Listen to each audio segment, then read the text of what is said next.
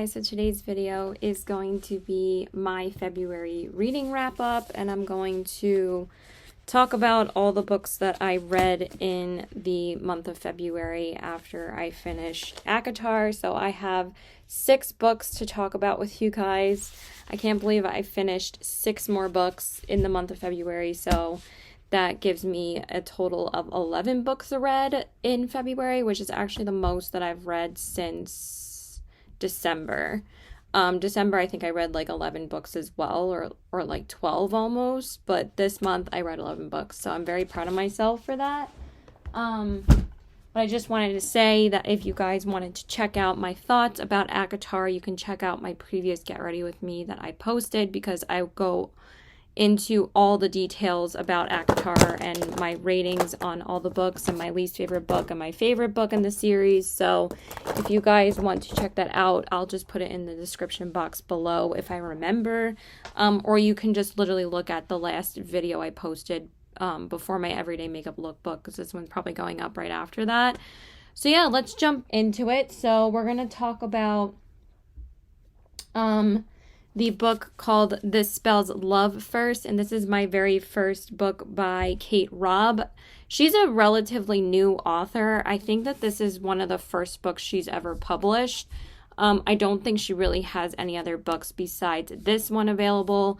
This one was recommended to me by Batty Bean. She actually got this in her Book of the Month subscription, and she rated this a 5 out of 5 stars. So I was very intrigued to read this, and also I kind of wanted to start off, you know, reading more single books or like a romance after I read Throne of Glass and Acotar. I wanted to kind of just have a little romance to be a little bit of a palate cleanser, because again, all I was reading was Sarah J. Maas before I started this book, and after I finished Acotar, she was all I was reading, because I was reading Throne of Glass and Acotar. So let's talk about this book. Spoiler alert, I freaking loved it. I thought it was such a cute book. So basically, the main character in this book is named Gemma, and I cannot see anything without my mirror because I don't have my contacts. I literally have like 1 pair left, and I'm trying to make those last until I go see my eye doctor on Friday, because I do need to order more. So bear with me if I'm mostly like staring in the mirror in this video, because I literally just cannot see. So the main character's name is Gemma, and she is in love with her best friend Dax, and it's basically like that classic like trope of the main female character being in love with the best friend. And she is getting over a breakup with her ex-boyfriend named Stuart. But the thing is that if Stuart had never come into her life, then she would have never met Dax. So her and Dax have been best friends for a few years at this point. And she had been with Stuart for like 3 years or so, and he just decides to one night break up with her. And it starts off basically with her trying to get over this breakup, because she's still pretty upset about it. You know, she spent like 4 years of her life with this man that she thought that loved her. So, Gemma has a sister. Her name is leaving me right now, but I'll tell you in a minute when I look at it. And they're basically their own family. Like, her parents are very absentee in their lives. Their parents, like, are kind of very self-involved. They don't really care much about their 2 daughters. But they have an aunt named Aunt Levy, or Levy, whatever her name is. And she is basically, like, their, like, mother figure in their lives. So, I did not set my eyes yet. This is what happens when I can't see.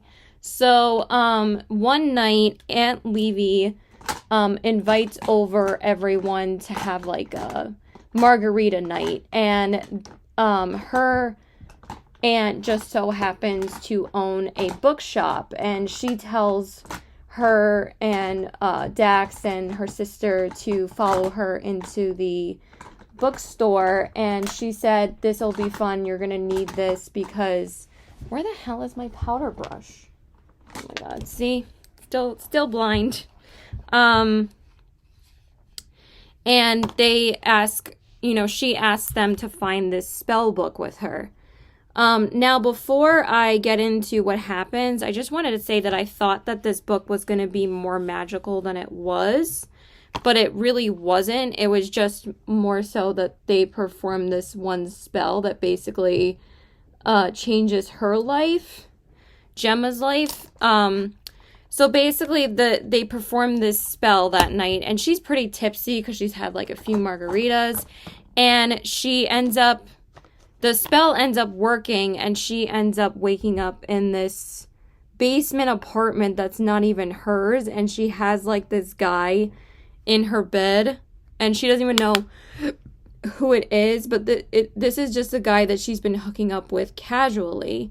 So the first person she tries to find when this happens, she gets launched into a parallel universe, and the first person that she wants to find to talk to about it is Dax. So she goes to find him in the store that he works in. Like this, he works in this store in her real life, or her original life, and it's like a sneaker store. And she goes in there, and because she finds him eventually, and she's like, trying to tell him everything that happened, and he doesn't know what the hell she's talking about because they actually don't know each other in this parallel universe. So basically the whole rest of the book is her trying to befriend Dax, and I just absolutely loved the way that Kate Robb writes. It was such an adorable romance, and there's like such cute little things that she said, and I was laughing out loud at a lot of the stuff that she said because I thought her writing was just so funny. So basically, she ends up befriending Dax. Like, they keep on, like, running into each other randomly. So Dax ends up actually falling in love with her because they end up, like, hanging out a lot. But the longer that Gemma stays in this universe, the more things go wrong for Dax. Like, basically, she makes a decision that she doesn't belong there. So, and actually, like, one of Aunt Levy's friends in, like, her book club senses this, that she doesn't actually belong in this universe. And that's basically, like, her sign that she's kind of ruining Dax's life by staying there, because he keeps on having like financial troubles. He's gonna get evicted from his apartment, and then like the worst thing happens where his sneaker store actually gets burnt down by, I forget what happens. I think it might have been like the restaurant next door caught fire, like one of the stoves, and then his sneaker store burns down. And basically, since he was already going to be almost evicted from his apartment, this basically is like the final thing that happens. And then he ends up starting this insurance broker job, which he really doesn't want to do, but obviously he has to make money in some way. And Gemma just slowly realizes that his life is never going to be the same, even though he does love Gemma, and it's like hard for her to decide to go back since they're in love with each other in this life. And, it basically makes a commentary on like how like far you're willing to go to be happy, but you also, I just love the message of this book because she also realizes that she's happy, but Dax isn't happy, because also, like, honestly, the one good thing about his life is his girlfriend, Gemma. And he does truly love her. Like, he just, like, lashes out sometimes because his life isn't really going the way he planned at all. And he's unhappy, but he still loves her. So that's basically what it's about. And I just thought this book was so freaking cute. And also, like, mostly, like, her sister's dreams come true in this parallel universe. And Gemma's dream was always to run a skincare shop, because she's actually a skincare rep. Like, she sells skincare. But her dream is to eventually have her own store, and this is obviously granted in this parallel universe. So, and what's also really cute is that her Dax actually drives a Toyota Avalon in the book. And what's so funny is that that is the exact car that my boyfriend drives. He owns a Toyota Avalon. So that just really made me smile even more and just made me more connected to this book. I know that's a little silly, but I thought that was absolutely adorable. And they actually, like, you know, engage in some foreplay in the car, because they get, like, rained out on, because Dax, like, wants to make their first date really special. Like, he doesn't just want to hook up with her. He wants to take her out on a date. So he takes her out to, like, do this picnic, and it's just so adorable the way that she sets the scene. She's a really good like, scene writer. She doesn't really waste much time with narration. Sometimes I, like, just want to get to the dialogue with some books, and honestly, this book was so well written. I think most of the books that I read after Sarah J. Maas were very fast-paced, very well-written books, so I have some really good books to talk about. I really didn't read a bad book. They were all just so good. And when they're in the Toyota Avalon, she talks about, like, how much space is in a Toyota Avalon. She's like, I don't think we're going to be able to fit. And he's like, you underestimate me. And then he, like, pulls the seat back. It was just so adorable. And I don't want to, like, ruin the rest of the book, but that's basically what happens. So I just thought this book was so adorable, and I definitely gave this book a 5 out of 5 stars. I just thought it was so fast paced, so easy to read. I finished this in like a day and a half. I finished this in one weekend. Started it on a Saturday and finished it on a Sunday night. It was just such an adorable book. So if you guys are looking for a good romance, I will highly recommend this book. This was the first romance that I read this year. I was like, I need to read at least one romance. And I just thought it was adorable. So I absolutely loved this book. So I'm just going to clean up my eyeshadow, and then we'll get into the rest of the books. Oh, and also when she gets sent to the parallel universe, she doesn't tell Dax that obviously she's from another universe, because he would think she was crazy, but she does tell her sister and Aunt Levy, and they're like, okay, we believe you. Yeah, right. Like, are you really hungover? Like, they think that she's hungover from the night before, because they did still hang out the night before. So anyway, or actually, no. Maybe she was just hooking up with that guy the night before, but I think I could have sworn that they were hanging out the night before and had margaritas still. So anyway, next book I read is the extremely popular The Seven Husbands of Evelyn Hugo by Taylor Jenkins Reid. This is the first and only book that I've read from Taylor Jenkins Reid so far. I'm thinking about getting into a couple of her other books, but not for a while.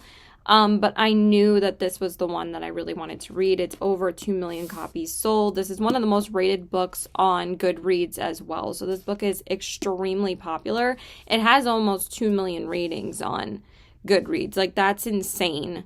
Like, that's just as high as Acotar. Like, A Court of Thorns and Roses and A Court of Mist and Fury have like over 1 million ratings as well. So I really wanted to read this book. And basically, it's about Evelyn Hugo writing her tell-all book, and the woman that interviews her is Monique Grant. And Monique Grant works for this magazine. She's not really a famous writer, so she's kind of questioning as to why Evelyn Hugo wanted her to write this over everybody else, because basically Evelyn says, if she's not going to write this, I'm not doing it. But the way that Evelyn convinces Monique to interview her is that actually she is pretending that she wants to do like this fluff piece for the magazine that she works for, that Monique works for like basically auctioning off like all of her like Oscar gowns for charity. They want to do a piece on her for that. Hold on one second.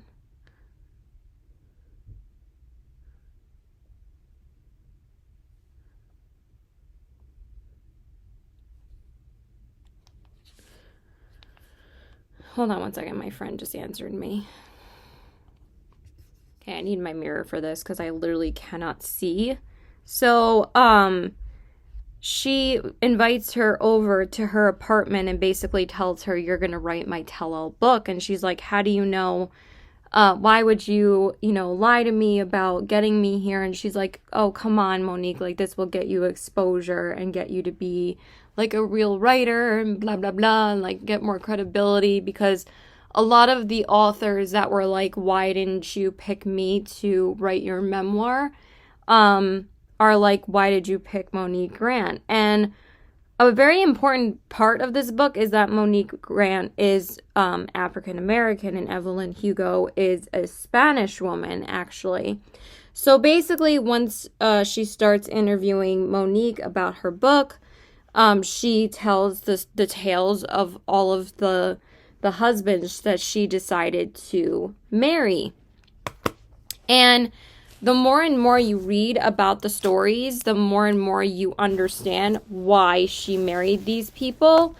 And actually, she is a bisexual woman. And she's also, again, a Spanish woman. So in the time that she was an actress, that was kind of looked down upon, that you couldn't be bi or gay in Hollywood. So basically, it tells like her tales of her marrying these men, and like one is abusive, another one is actually gay, and he's the one that she stays married to the most and the longest, because he's actually her best friend, and she like always asks him like, why didn't you ever try and get with me? And he's like, I don't swing that way. It was just a really fantastic book. And I really don't want to get into any more detail because it's going to ruin it. She also ends up having a kid with the gay man. And what's so funny is that they actually like have to have sex with each other because, back in the day, like there wasn't really many ways to have a child.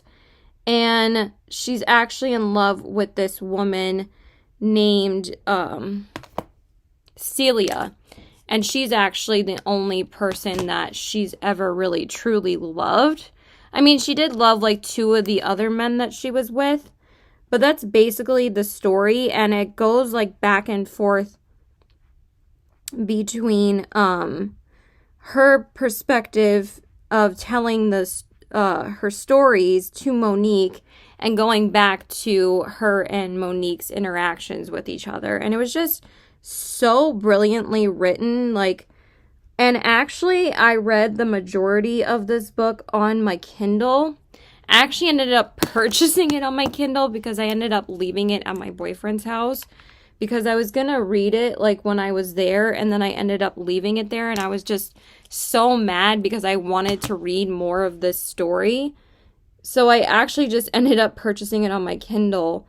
And I finished it by the time I saw him again, which was like not even 2 days later. And he's like, you finished it already? I'm like, yep. I was like, I couldn't put it down. And then at the end of the book, there's basically like a foreword of, Monique telling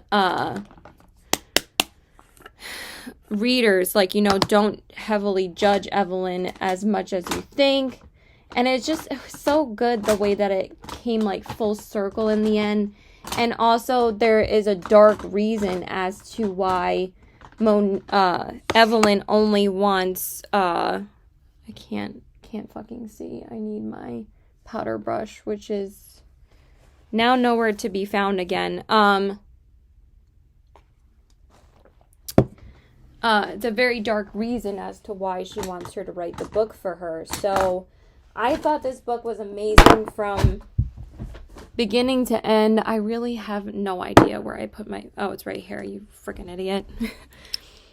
I just cannot believe myself sometimes. I like misplace everything. So I definitely gave this book a 5 out of 5 stars. I absolutely loved it from start to finish. It was brilliantly written, and she is an incredible writer. And again, I can definitely understand why this book is so freaking popular, because it's absolutely amazing. I highly recommend, if you guys were interested in reading this book, it's fantastic. So definitely 5 out of 5 stars for me. Okay, let me just set my under eyes really quick. I don't really talk about the makeup in these videos, by the way, because I obviously want to talk about the books that I read. So, the other 2 books that I'm going to talk about are pretty fast-paced and easy to talk about, and then I will wrap up with the duet that I ended up reading at the end of the month. I actually just finished that second book last night, so I was able to start and film this video today, because it's actually still February right now, but it's like the 28th of February, so I knew I was going to finish that book right before this video. I still can't freaking see a thing. Okay, so the next book that I ended up reading was the highly popular and the best fiction book of 2023 voted on Goodreads was Yellowface by R.F. Kuang. I knew I really wanted to read this book next. This was also a very short book. It's only 316 pages. And again, I finished this book in like a day and a half. It really did not take me that long. Oh my God, this book is so brilliantly written, and I can understand why it was so freaking popular. It might not be my favorite fiction book of all time, but I still had such a blast reading it. So basically, this book is about a white female author named, what is her real name? June Hayward. And her friend in the publishing industry is, what is her name? Oh my God, why are their names leaving me? Her name is Athena, and Athena is an extremely like popular, well-known author. She basically just writes like New York Times bestsellers, and June is a struggling author that can't really get a hit book written to save her life. So basically one night, Athena invites June back to her apartment. And also, her and June aren't really friends. Like, actually, June secretly hates Athena. Like, she really doesn't like her. But also, like, you don't know if it's just because of jealousy or just because she thinks that she's pretentious. And just the way that she writes about, like, June and her thoughts about Athena is just so brilliant, and it's so funny, and she's just such a good modern writer. Like, the banter that she writes about Twitter and everything is just so brilliantly written. So one night she goes back to her apartment, to Athena's apartment, and they have drinks together. But they also decide to have this like stupid pancake eating contest, which results in Athena actually choking and dying. She just dies. And she's not even 30 years old yet. And June tries to save her, but also throughout the whole time, you kind of question as to whether or not June is actually telling the truth on whether or not she actually really helped try to save Athena. But basically, the Athena is trying to get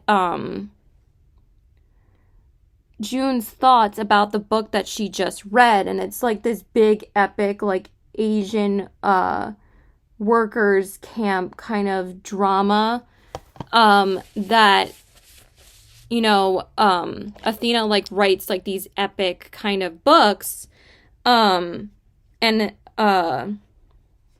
June is like, oh, whatever, like, it's just, she's full of shit, blah, blah, blah. But then she ends up stealing the manuscript of the book that Athena just read, and she takes it to her own home and basically like reworks it and puts in her own vibe to it and finishes the book for Athena. Even though Athena had technically finished the book before she dies, June takes the credit for it and publishes it.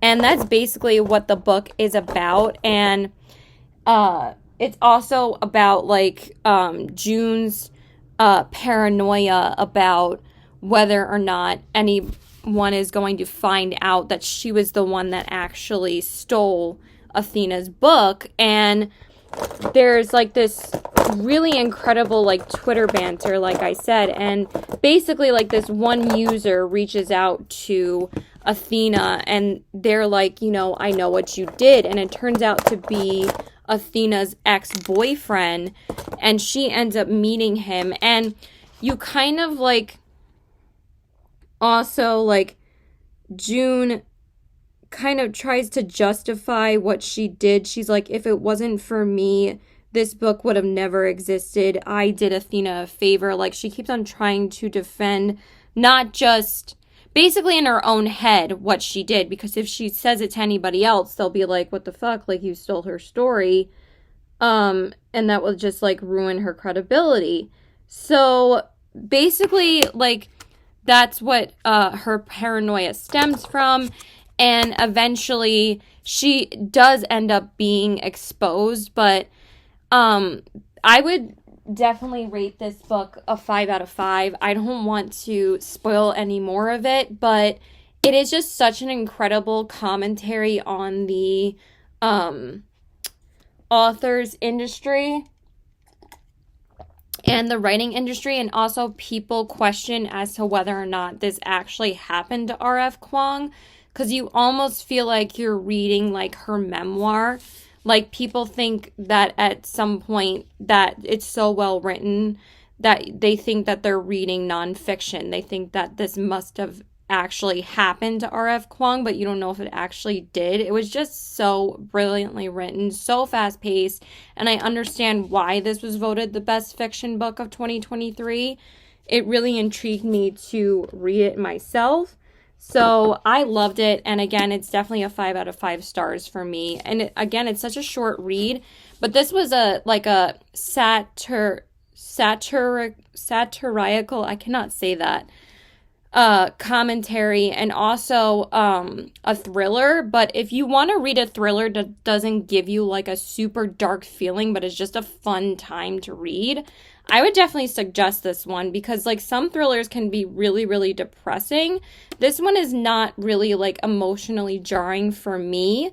And I really enjoyed every second of it. I thought it was great. So I absolutely loved it. And also, like, the mother of Athena ends up having Athena's notes when she was because Athena would only like write in notebooks. She said like, I couldn't write any other way. I would have to write like my writing process down in journals, and her mother ends up acquiring them and tells June that she's going to give them to a museum to publish it. And obviously in one of those journals she has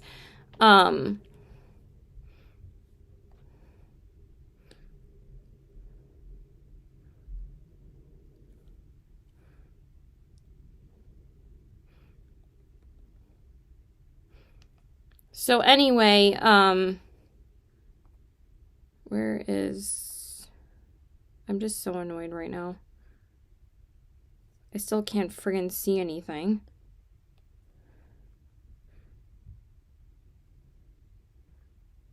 Oh, that was literally yesterday. So anyway, I don't know if I'm seeing my boyfriend today. He hasn't even texted me yet, so he just texted me this morning, and I'm starting to get really hungry.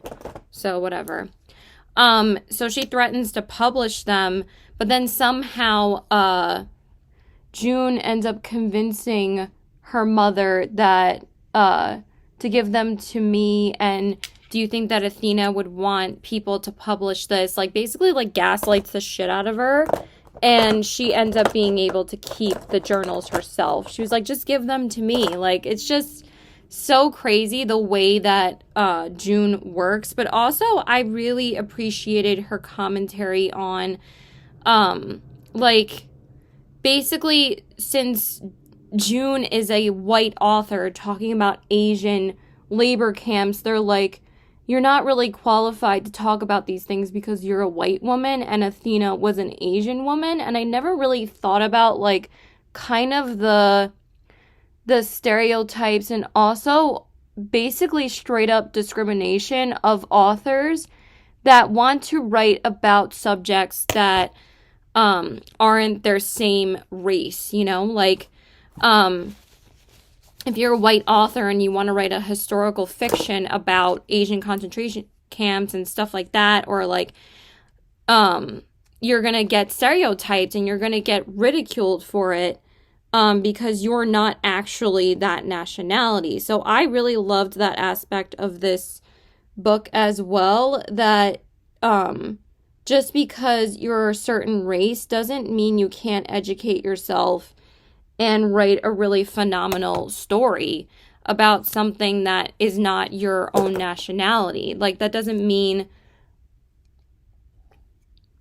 that sometimes some of these commentaries or some of these things can come off racist, but I didn't really ever think about that in the writing industry, that it's like, oh, like, people are kind of put in a box and are kind of stereotyped because of their nationalities in the writing industry. So I really appreciated that kind of commentary, and it's such a ride at the end. It was so good. I absolutely loved it.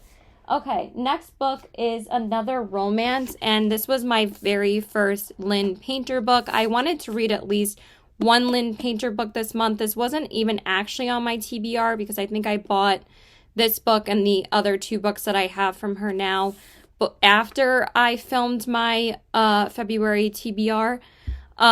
So this is Better Than the Movies by Lynn Painter. This book was actually really, really adorable. So basically the main character's name is Liz Buxbaum, and she's had a crush on Wes Bennett, which is like the high school like pretty boy, and her best friend, wait, hold on. Wes is actually her like nemesis in the neighborhood. Like, he always like pranks her and like makes it really difficult for her to get to school every day. Like, he gives her like flat tires, like crap like that. The pretty boy is named Michael, and Michael is Liz's like lifelong crush. She's like in love with him. So basically Wes and Liz agreed to help each other out by, well, actually it's more so Wes helps Liz out by fake dating each other. And it was just so cute the way that it was written, and Lynn Painter really is a great scene writer, because the way that she sets scenes is that she uses a lot of music to set the scene, that like sometimes when she would mention a song in a chapter of what they were listening to at the time, I was literally like playing the song in my head, imagining like the setting of the scene. I'm like, oh, na na na, you know, like a Taylor song, or like Adele's Someone Like You. She like plays it on the piano at some point, and I really find that if you use music to set a scene for a reader, it really does help understand like what's going on, and really gives you a good visual of the scene that is being written about. So basically, Wes and Liz end up becoming like really good friends, and Wes keeps on trying to help Gemma impress Michael, and Michael ends up becoming her friend as well. But Liz realizes that she's not really in love with Michael like she thought that she was, and she starts developing feelings for Wes, and that's basically what most of the book is about. Um, Liz also lost her mother at like 13 or 14 because she actually got hit by a drunk driver. It's actually really, really sad.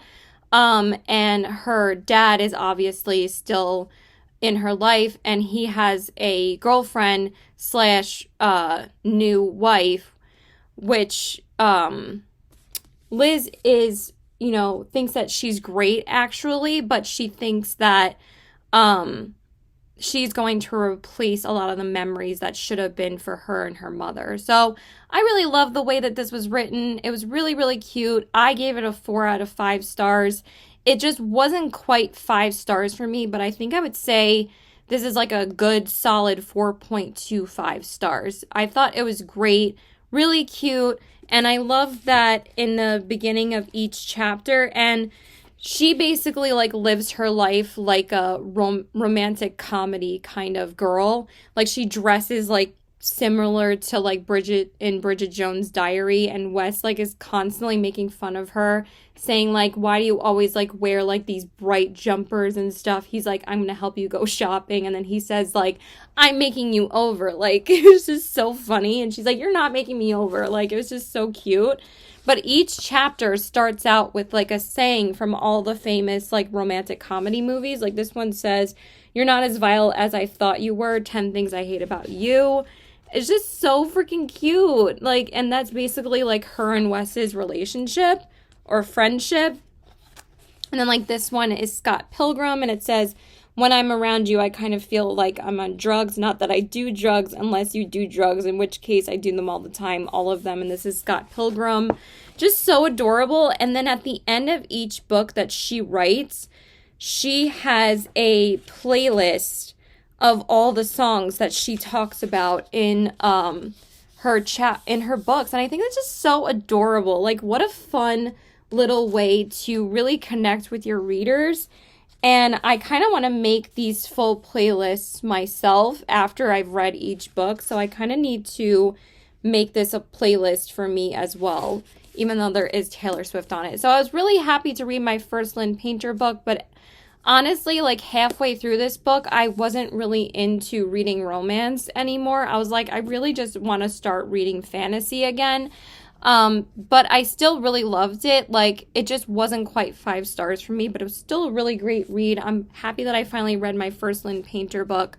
But yeah, I just really enjoyed it. So I'm definitely going to read more of her books because I have The Do-Over and I have Betting on You as well. I just haven't read either one yet, but I will read them eventually. I think I'm just going to go into this single blush from ColourPop, and then the last 2 books that I decided to read in the month of February is the Divine Rivals duology, which is Divine Rivals and Ruthless Vows by Rebecca Ross. And I'm going to get into these books because these were actually the last 2 most recent books that I read. I finished Divine Rivals this past Sunday, and I finished Ruthless Vows. I think I mentioned this already, that I finished it last night. And I actually read the most out of that book last night. I read like 175 pages almost because I was on page like 238 yesterday, and then I got to page 417 last night, and then I didn't start another book last night. I just went to sleep because that was still a lot of reading. So anyway, Divine Rivals, if you guys haven't heard of this book, I would kind of think you were living under a rock because it's an extremely popular like fantasy series.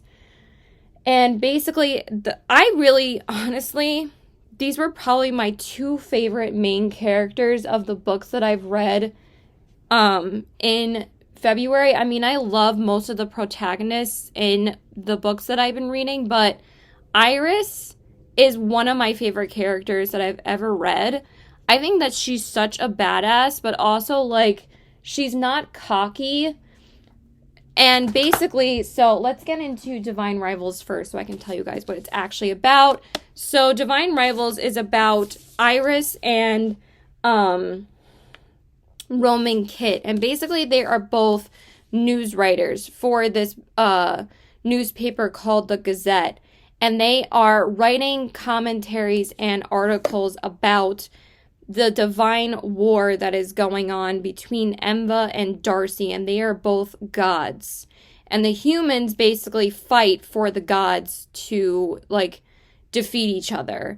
And Darcy is a evil god, and he is basically controlling humans with hypnotizing them and taking away their memories in order to make them soldiers to fight for him. And Enva is actually his ex-wife, and of course that's why they are fighting each other, because she realizes that he's a piece of crap, basically, and she doesn't want to be with him anymore. So Iris lives with her mother, and her mother is actually an alcoholic, and Iris is only like 18 years old. So this makes her like really strong. So basically she has to drop out of school to go work at the Gazette because her mother is actually an alcoholic. And the reason why her mother becomes an alcoholic, like she wasn't an alcoholic her whole life. She just like became one recently because Iris has a brother named Forrest, and he is, basically fighting in the Divine War. So he's been gone for quite a while, and this is why her mother starts drinking, because obviously she can't cope with the fact that her son just isn't home. So Iris, again, has to drop out of school to go work at 18 years old. And Roman is her rival writer that works at the Gazette as well. And basically both of them are fighting for a promotion to have like the main column in the paper. And he thinks that she's not really qualified because she is just an 18-year-old who never graduated college. Because again, she just dropped out of school. So basically, like, most of the book is about, like, Iris's trials in the book, and she actually ends up losing her mom, like, not even 100 pages into the book. And I'm like, that is so sad, like, because her mom would go out to, like, gamble and, drink at bars and stuff, and basically she gets hit by a car one night. And, Iris has to go and see her and, identify the body. And she's like praying the whole time that it's not her mother. And then it ends up being her mother. And it's just so beyond sad. So that's basically what this book is about. And then towards the end of the book, obviously, they have a whole battle going on, and Roman and Iris actually end up getting separated because, and they actually end up falling in love with each other. I mean, you knew that was pretty much going to happen, because Roman is the only one that checks up on her after her mother passes away or gets killed, because he comes over her apartment to check on her, and he also is concerned that she hasn't shown up to work. Like, she just left work abruptly. She's like, what? He's like, what happened? Are you okay? And Forrest is still missing in action at this point, so she actually doesn't have any family to comfort her when this happens. So she basically decides that she wants to leave the Gazette and go be a war correspondent for the war, and that sets like all the events in motion in this book. She's incredibly brave for doing that. And then towards like the end, when the battle's going on, Forrest actually comes back and saves her, like he's alive, because again, he's missing in action this whole time. And that's why Roman and Iris gets separated, and Roman actually almost ends up dying, but Darcy ends up capturing him and saving him, because this is what Darcy does, is that he kind of heals and saves the mortals' lives, because Roman was almost going to be dead, but he saves him, and he, convinces them that he's doing them a favor by saving their lives. But he doesn't really fully heal them. He just keeps them just under like full health, so they can still have to like depend on him. So I gave this book a 4 out of 5 stars. Probably a 4.25, almost 4.5. I really did enjoy this story, and I can understand why this series is so popular, because it is very easy to understand. The way that she flows her writing is just so good, and you're never really bored. There was only like one part where like she was talking about their romance that I was kind of like, it was a little bit long, but at the same time I felt like it was completely necessary. But this book wasn't quite 5 stars for me, but I still highly recommend both of these books. And then the second one, obviously, like I said, I just finished this last night, and it's called Ruthless Vows. And basically this one is about them being separated in the beginning of this book, and she obviously has to go back and save him, but he's captured by Darcy, and he's actually writing articles for Darcy, because that's like the only way he's going to be able to survive and stay alive. So Iris, obviously is trying to get back to him to save him, because they actually end up getting married the night of the war. And I just love the way that she wrote about this. Do I want to wear this lippy today? Yeah, fuck it, I don't really care. Because like she thinks that she shouldn't have a right to her happiness when she marries him before the battle happens. And like basically Helena, which is the head of the paper that she works for now, she says you have a right to your own happiness. Or I think it might have been her friend that she was staying with. But anyway, so Ruthless Vows is basically about Enva and Darcy still hating each other, and the humans are still fighting for the gods, and she obviously has to go back and save Roman. And that's basically what this one is about. She's also still staying with her brother, because her brother actually has injuries of his own, and he was captured by Darcy. That's why like no one could communicate with him and no one knew where he was, is because he was just being captured by Roman. I mean, not Roman, by Darcy. So, and at the end of this book, there's another huge battle in order to save like the town and the humankind, because Darcy is going to bomb this city that Iris lives in, and Iris finds a way to warn the humans that Darcy is going to kill everyone. And it's just really well written. But again, I don't want to spoil too much, so that's basically what happens. And I again gave this book a 4 out of 5, basically 4.25, almost 4.5 stars. I gave it like pretty much the same rating, because like there were certain points that made me really emotional, but at the same time, I also was kind of questioning as to where Iris's father was in this whole story. I'm like, what actually happened to him? She doesn't really explain it. I don't remember if she explains it in the first one. Correct me if I'm wrong. I might have just forgotten. At one point, I actually thought Darcy was her father, because in the second book, Enva actually ends up visiting Iris in her dreams and telling her, like, she gives her a sword to help her defeat Darcy.